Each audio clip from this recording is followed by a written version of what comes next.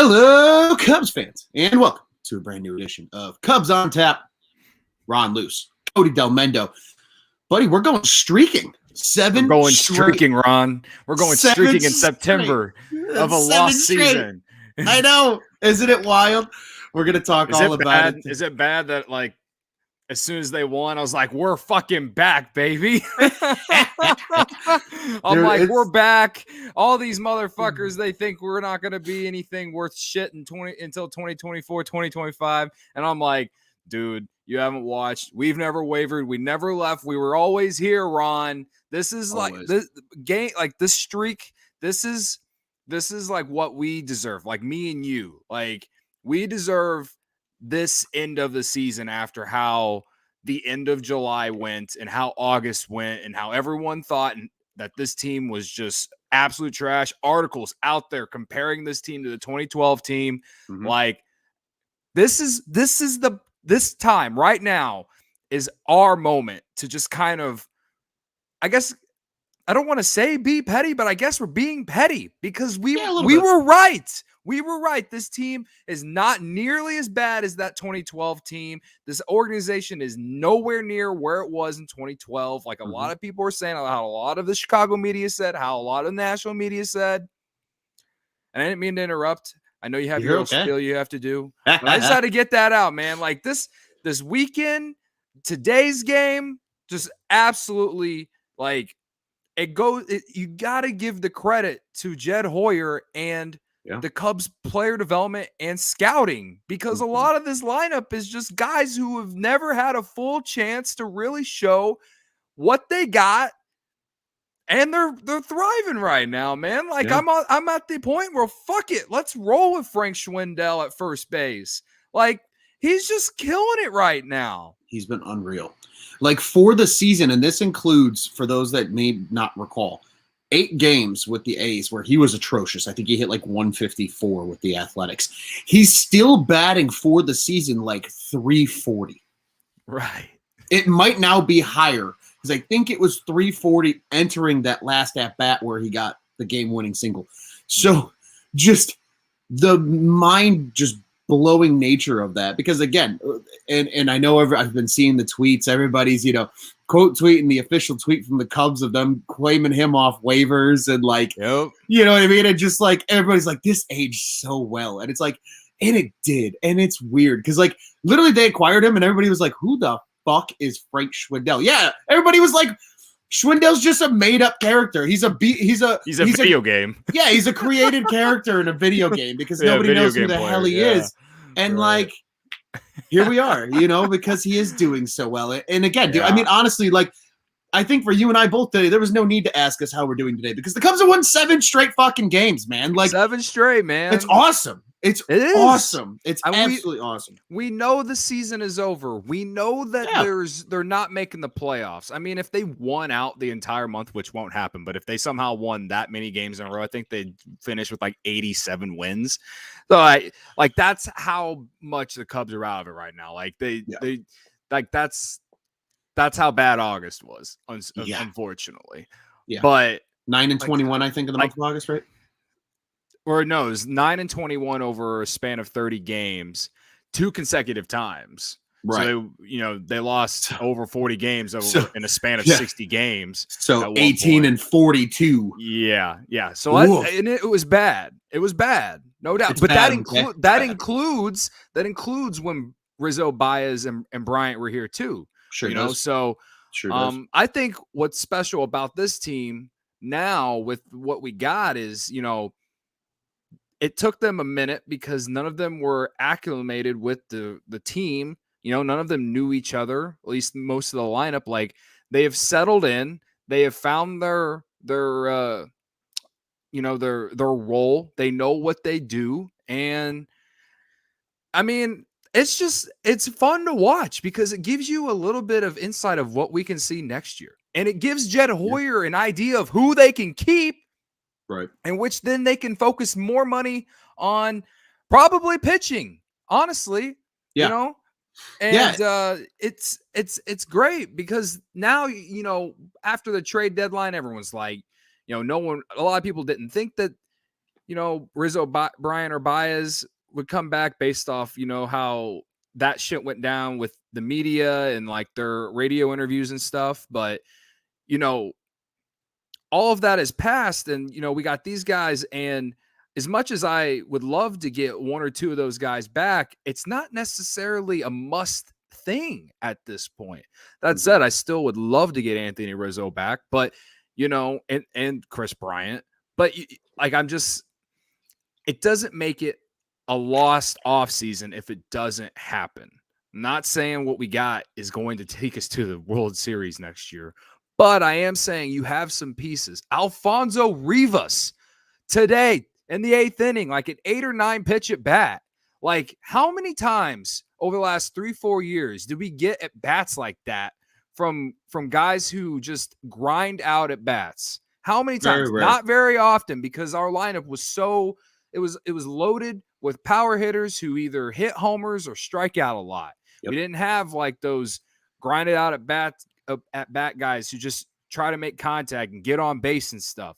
And this lineup right now is just full of those types. And Frank Schwindel's just hitting bombs to make up for the power. You know what I mean? And Patrick Wisdom. I know Patrick Wisdom's had a tough homestand, but like, we're getting, I think I saw a tweet from Jesse Rogers today. I guess with Ian Happ's homers, 13 straight games where they've hit a homer. Yeah. And I guess they didn't do that over a span of like the last 2 or 3 years or something like that. I think it was like 2019 was the last time they did something even remotely close to that.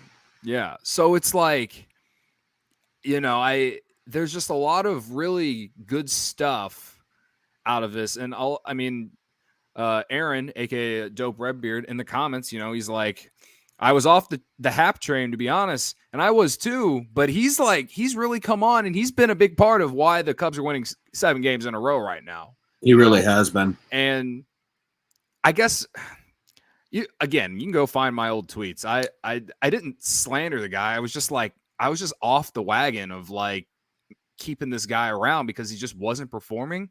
Yeah. But since mid-August, man, he's been playing like he's playing for his job, and yeah. It's tough. Again, it's tough because he started playing well whenever it didn't matter. But like, I'd rather have a good Ian Happ than not have a good Ian Happ, and roll with that next year, and maybe get a guy you can, I don't want to say platoon with, but also have someone who can play a backup role with him, and roll that way, because you're going to spend less money, and then you be able to focus more money on the important positions. So it's tough, but it's just been fun to watch him get back to like what we saw like through the first month of 2020 and into 2019, because he supplied the offense today essentially outside of Schwindel's go ahead single in the 8th inning. So yep, this team, they have a different vibe that we just haven't really had for the last couple of years, and it's just like they're not. It's nothing special. I promise you, it's nothing special. But it's like they're just like Schwindel is like his single in the 8th inning is just like the perfect example, right? The way he swung at that ball, he was just trying to shoot it the other way. And there were so many times that we've talked about in the past where it's like, just put the ball in play, and good things happen. It's not going to happen every time, but in that moment it did. And you know what I'm saying? So yeah, it's good to see.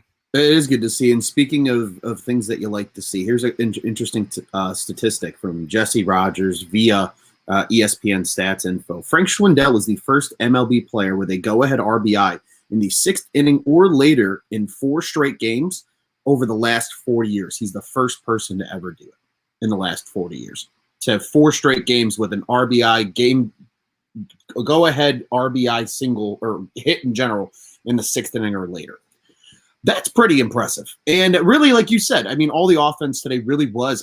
Overall, Sonny Gray did pretty well against the Cubs today, and really just the entire Reds pitching staff overall, truth be told, outside of the Ian Happ 3-run home run early in the game. And then obviously Rivas with the big pinch hit single. He moves over to second with the wild pitch. And then Schwindel drives him home then with that opposite field hit, like you said. But I mean, it's refreshing seeing these guys that you're starting to say, hey, okay, at least they can be a part of the team for 22.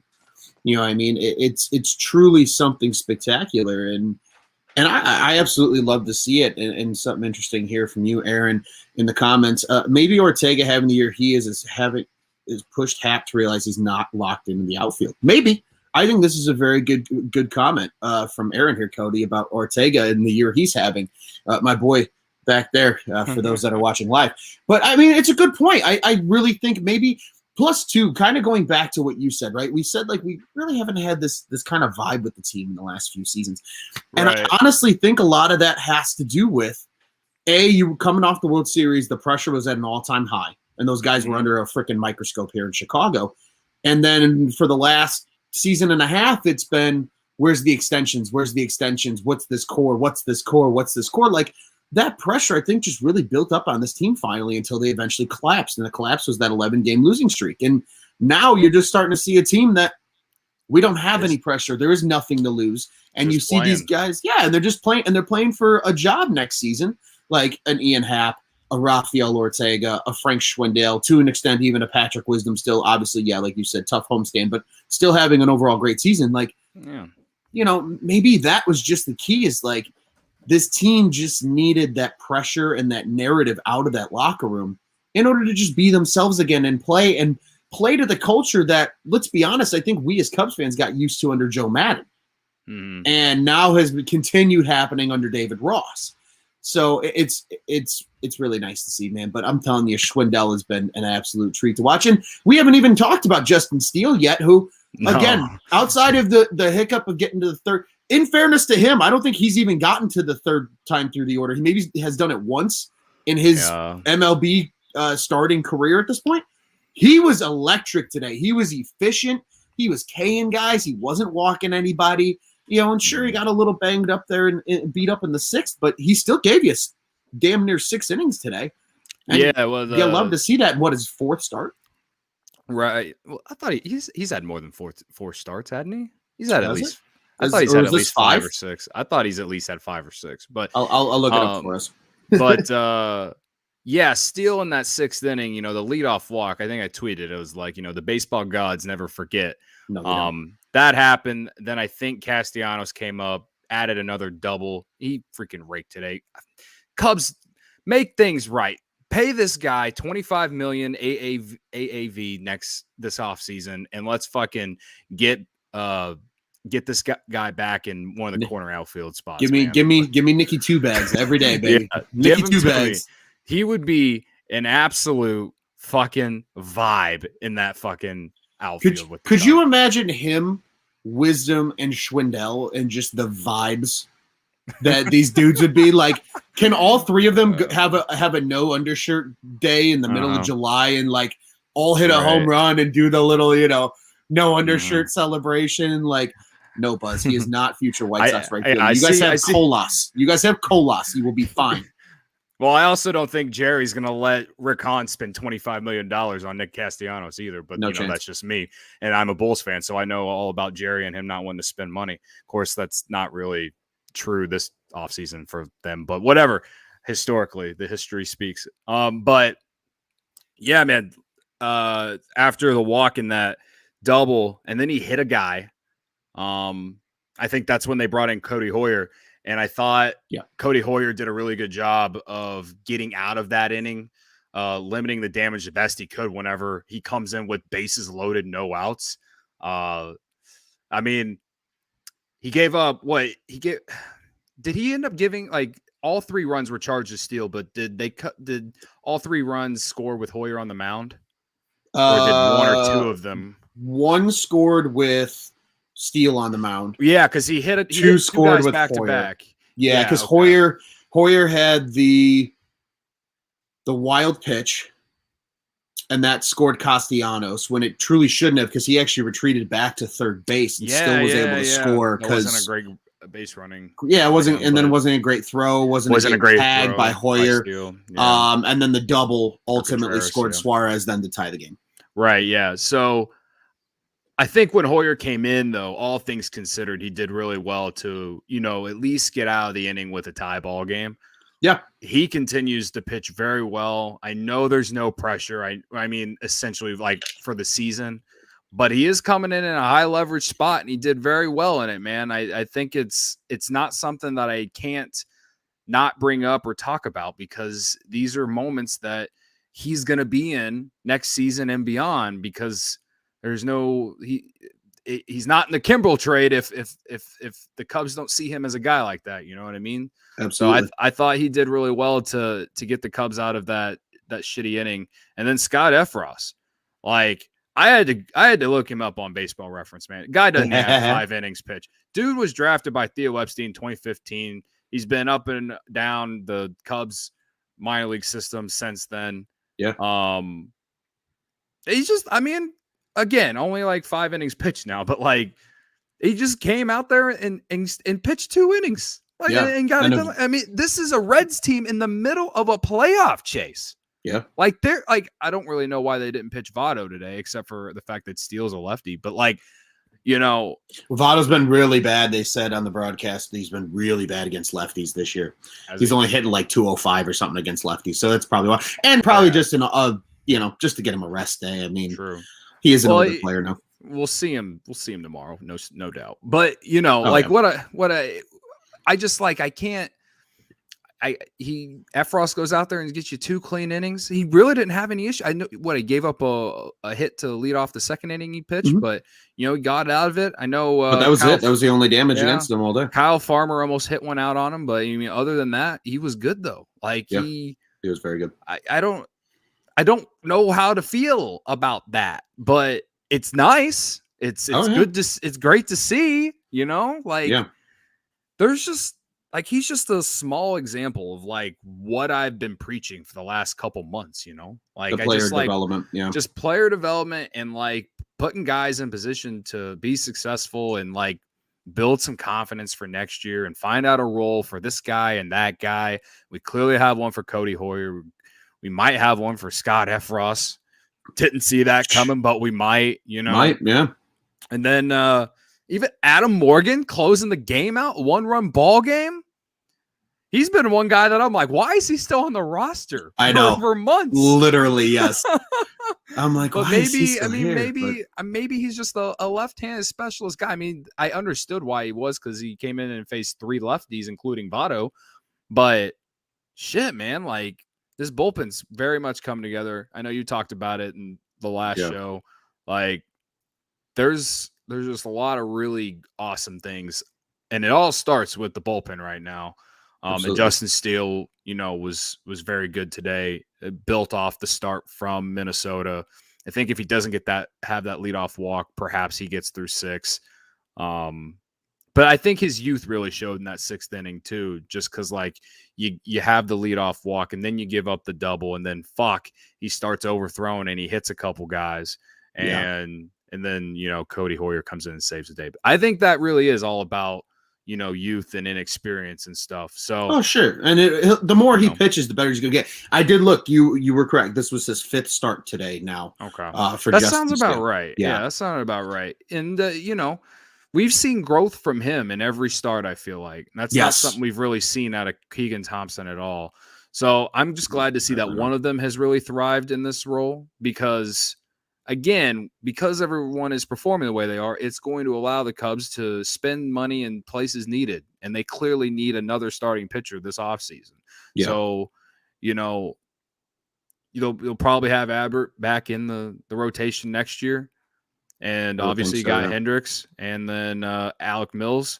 Like, go get yourself a number 1, number 2 guy and put him in between Hendricks and Steele and Albert Alzolay, somewhere in that range, and you got yourself a rotation that you can go out there and feel confident with, Yeah, absolutely. And then you can throw Thompson back in the bullpen and where he was very good, and I'm okay with that. I'm absolutely okay with that. I know early in the year I was like, let's give Keegan Thompson a start. Yeah. But again, it's only been a couple starts for Thompson, but he really hasn't there hasn't been a lot of positive from his starts. Sure. You know? Well, and I think with Keegan Thompson too, like he strikes me as the perfect kind of guy that can come out of the pen though and give you those multiple innings. Like almost in looking on the other side of town, Buzz, if you're still listening, I know you'll appreciate this, buddy. Like kind of the Michael Kopech role. I know he's been used a lot more in like 1 inning appearances lately, but for a little bit there, he was doing, 2 inning outings, and that was kind of his role. And I think you're going to see a lot more of that just in general in baseball is guys that can give you like 2 and 3 out of the pen. Whether it's just they want to preserve the rest of the pen that day or, the starter, gets banged around and he has to bring him out in the 3rd or the 4th. Like, we've seen that. But, going back to your point about Cody Hoyer as we talk in general about this pitching staff, I'd like to share some numbers with you really quick. I know his season total ERA is 3.81, right? And all things considered. But in 16 games as a member of the Chicago Cubs, Cody Hoyer is 2-1. Again, shit happens. He has a flat, perfect 1 ERA, 1.00 ERA. He's 4 holds, a save, and 18 innings of work, and he's only allowing a 180 average against. That shit is cool and tough, and also freaking elite. Like, he has been that good since he's gotten to the Cubs. And again, like you said, there was a reason that Jed and Dan and all the other guys in the front office wanted Hoyer in that Kimbrel trade.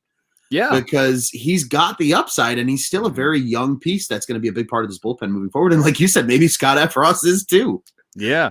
Well, he gave up the hit, which allowed the Reds to score a run or 2 today. I can't remember if I think they only scored 1 run off that hit he gave up because Ian Happ had an incredible play in left field to cut that ball off that was hit out there. Yes. But, highly underrated part of that play. I agree. Yeah. Yeah. And, again, all things considered, you come in with the bases loaded and no outs. I thought he did great. I thought he did great in that situation. And, like I keep saying, man, it's positive to see because so many people thought that Cody Hoyer was just a throw-in on that Kimbrel trade. A lot of people.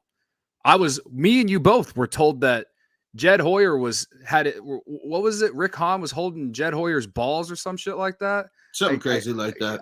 I remember reading a tweet. Duke Coughlin, I haven't forgot, brother. I haven't forgot. Buzz, if you're still here, feel free to relay that to him, man. I haven't forgot that, Yeah, man. But that was a little petty, and I apologize. Kinda. I know they're good. I know the Sox are good. They got a deep run in them. I know. But it's good to see because I don't know about you. I just saw this today, but I saw Nick Madrigal posting a picture on Instagram working out at the Cubs facilities. And I don't know about you, brother, but that made my hair stand up a little bit. Got me excited because you're going to add that guy to this lineup next year. And this guy has never hit below 300 in his entire life. Like, can you imagine a lineup where you have 1, 2, 3, if you add him 4, and if he comes up 5, maybe. At least 4 guys that can probably hit 300 over the course of a season. You got Madrigal, you got Horner. If they bring Frank back, I mean, fuck, he's hitting 340 something right now. And Nick Castellanos is hitting over 320. Yeah. And then maybe, just maybe, like, what if Brendan Davis flirts with 300? Dude, we haven't even had that's the thing is like Brendan Davis. There's no doubt. I have no doubt that he isn't going to be on the Cubs at some point next year, man. Absolutely. I love Rafael Ortega, but he is going to be a bridge to Brendan Davis. Brendan Davis is going to be out in center field at some point next year for the Cubs, and he's going to be the guy for however long, hopefully a long time. I was going to say, dude, next Albert Almora. Honestly, like Brendan Davis, I think the crazy part with him is like, just hearing the interviews that he's conducted too, and some of the stuff he does, and like he's pretty interactive with fans on Twitter and stuff. Like he's given me that like next face of the franchise type vibes. Yeah, and mind you, this is also the same front office that when they drafted Brendan Davis, because everybody's like, "Oh wow, he went in the 2nd round," and it's like, yeah, because a lot of people didn't totally know about him. This is also the same front office that found a superstar by the name of Mookie Betts in the 5th round. Yeah. Yep. That's correct. And Brennan Davis's minor league run, for those that don't know, his I think it's his WRC plus or something over the course of his early minor league career, whatever. It was his first maybe 200 at bats or something like that, and they compared him to a bunch of essentially elite players right now in the major leagues. Mm-hmm. And he had better minor league stretches than guys like Manny Machado. Yeah. Yeah. All things considered, he's probably going to be a pretty fucking good player. Right. And then last night it was great to see Jordan Wicks out in South Bend get an inning. Got an inning in, yeah. Started that game off. We'll see how he does the rest of the month of September down there, and then we'll see where they start him next year. And he's a pitcher, so he might take a little bit longer than a position player. But right. There's a lot of stuff going on the farm right now, and there was an inning today in today's game. They had Elise Miniker on Marquee talking with Boog, and very big fan of her too, by the way. Deshays. I like really her good. as well. Yeah. And she was talking about the Cubs the guys in Iowa. Mm-hmm. Like Brennan Little was a guy that I remember her saying. Yes. But what was awesome was that she was talking about these guys, and Justin Steele struck out 2 consecutive batters and then got Castellanos to ground out or something like that. And I don't know. That was just a moment where I'm like, the future is bright, people. There's hope. It's bright. There's hope. There is things to get excited about.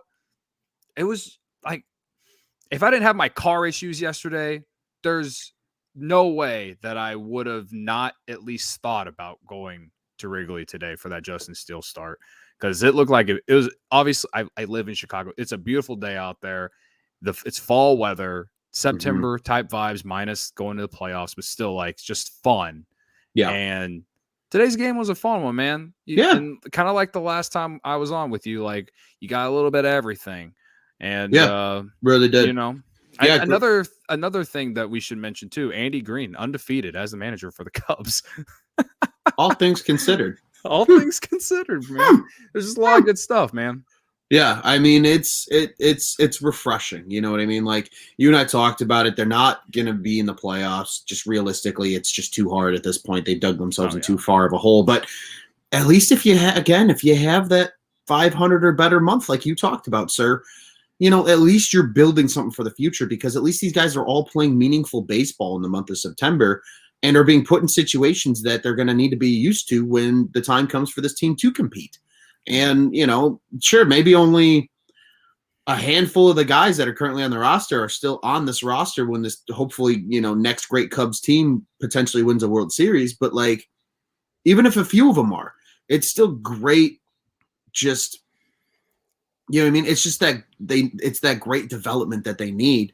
And then we get to continually see this development from this player development group in the front office, and truly the work that they put in, especially over the last 3 and 4 years, really, since they started implementing the pitching lab, since they've started, Dan Kantrovitz has come into the organization. We're starting to see the fruits of their labor now over these last couple of seasons. And that, I think, too, is refreshing because, again, like you said at the very top of the show today, this is not the 2012 Cubs. It's not. No. It's a very different framework. Yes. Are they bad right now? Sure. Are they going to lose games? Yes. Are they going to compete for a World Series in the next year and a half? Probably not. But that doesn't mean that we're going to be sitting here in 2025 going, oh, this is finally the year. Hopefully by 2025, we're saying this is year 3 of we're actually legitimate contenders. And then they just start to become a factory, like the Oakland Athletics and the St. Louis Cardinals, where they can just pull up no-name Joe Blows out of AAA Iowa. I love the way that you explain that. I love it. And they just come in and step in. I want the Cubs to just be an assembly line of something.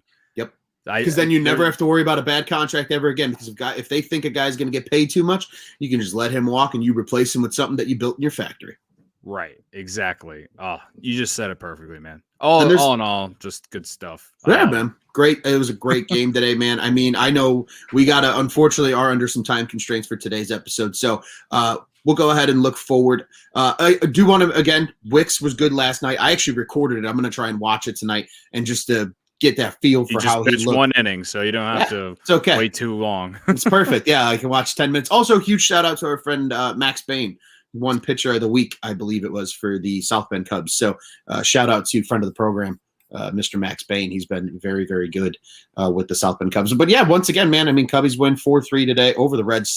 Seven straight games is unfreaking believable. So we will look ahead to tomorrow. We got used to a lot of day baseball over the last 4 days, but the Cubs and Reds will be back at it tomorrow evening at 6:40. Now that it's September, they go back to the same rules as April, where instead of a 7:05 or 7:10 start at on a weeknight, it's a 6:40 start. Kind of cool. Gets us on the air a little earlier than we usually are. But again, Tuesday, September 7th, 6:40, Reds and Cubs at beautiful Wrigley Field. The usual suspects in Cincinnati, WLW 700, Valley Sports Ohio, 670 Score, WRTO 1200, Marquee Sports Network here in Chicago. The Reds are trotting out left-hander Wade Miley, who's having a monster season. He's 11-5, a 2.97 ERA, and 114 Ks. He's been very, very good. Cubs have been able to knock him around a little bit, but overall, he's been very good. And the legend, Adrian Sampson, is on the mound for the Cubbies tomorrow. Yes. 0-1, a 159 ERA and 11 Ks. Obviously, very small sample size for him, but when he has pitched, he's pitched well. So been very good. Yeah. Cody, I'll turn it over to you, man. That he has. How many innings pitched does he got? Let me get that statistic for you here real quick as the page loads. We've got officially 11 1/3 innings across 5 games with 1 start. Okay. Yeah, so Wade Miley threw a no-hitter earlier this year, back before the sticky stuff was a. Have we had a no-hitter since the whole sticky enforcement? Like, that's an honest to God question. I don't think we have either. I don't think so. Huh. But just a I mean, I think the last 2 shows I've been on, I've taken Ian Happ and he has done something. So for my fly W tomorrow, I'll take him, even though I think Wade Miley's a lefty, so he'll be batting right-handed tomorrow. But Ian Happ hit a homer in Minnesota as a right-handed hitter. It was a nuke too. So I don't know. I just think Ian Happ's going to keep it going. Or if he doesn't play tomorrow, I do like Michael Hermosillo to come on and do something because, again, I believe Wade Miley's a lefty, right? He is a lefty. He is, yeah. Wade's lefty. Yeah. Yep. So I believe, I'm going to switch. I've talked myself into switching. Michael Hermosillo probably starts tomorrow. I'm going to ride with him because he matches lefties. Again, I wish he played every fucking day, but when you're winning 7 straight, I guess I can't complain too much. But I'll be at the game tomorrow. Solid. I don't know who I'm going to be there with, but I'll be there. Nice. I think section 215 or 216, somewhere behind home plate in the 200 level. So feel free to send me a DM on Twitter at Cody on Tap. And if you're out at the ballpark or in the neighborhood, maybe I'll have a beer with you, whatever.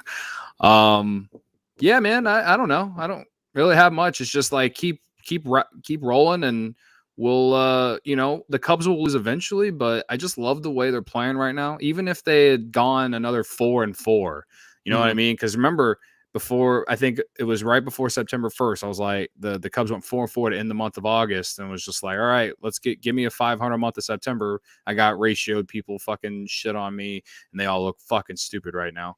You hate to see that. But you really do.